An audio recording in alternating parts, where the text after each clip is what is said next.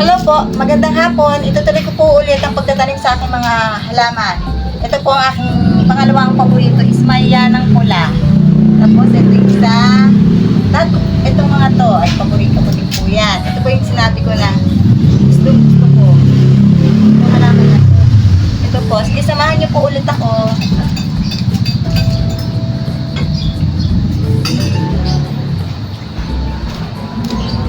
Ito po ang mayana. Ito po ang paborito ko, pulang-pula. Ito po lagi ang hinahanap ko pag ako nagpupunta sa palengke. Dati po ito po ang pinakamaganda sa akin. Nawala lang po ito. Kaya po ngayon ibabalik po natin ulit. Ang ganda ng aking garden dito sa harap ng bahay. Samahan niyo po ako magtanim.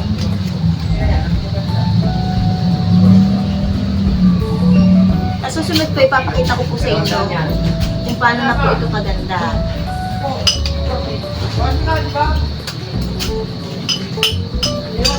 Napakita ko po yan pagkatapos pag nabuhay na po sila, ipapakita ko po ito sa inyo.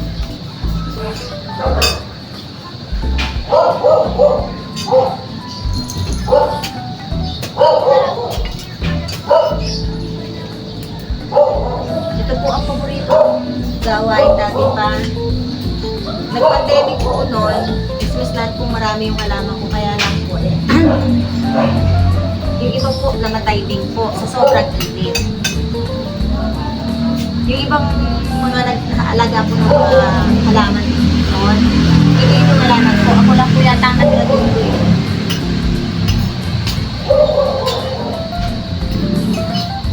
Pag buhay na po siya, ipapakita ko po sa inyo ang itsura ng aking mga halaman.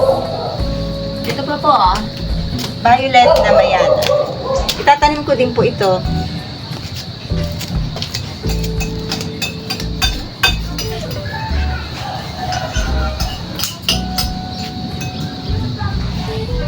Ginugupit po siya.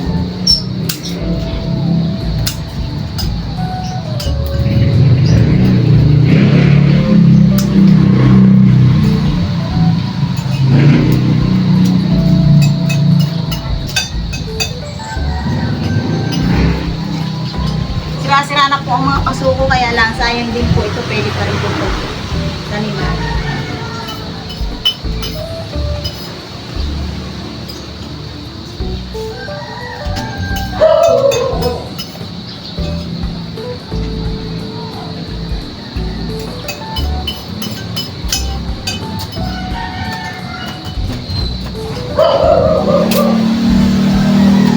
Masaya po ako pag naghahalaman po.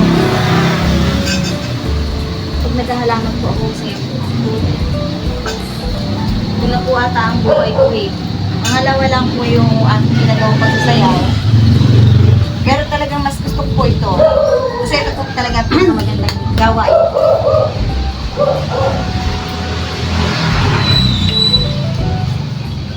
Nasisira ang aking garden.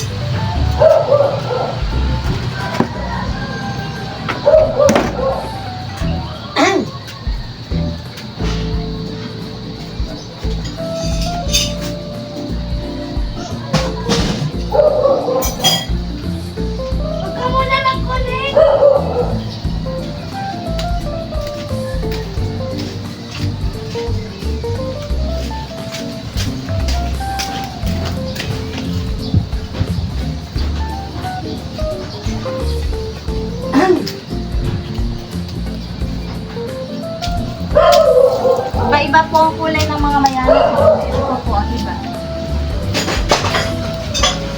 Ayan. Dati po ako po pinakamaraming mayana rito. Iba-iba po siyang kulay. Siguro naka 40 pieces po ako. Kaya lang po is namatay po talaga sila lahat. Nung makita ko pong namatay, hindi po alam ang gagawin ko. Kaya ito, ulit-ulit na naman po bumabalik na maghahalaman na naman po ako.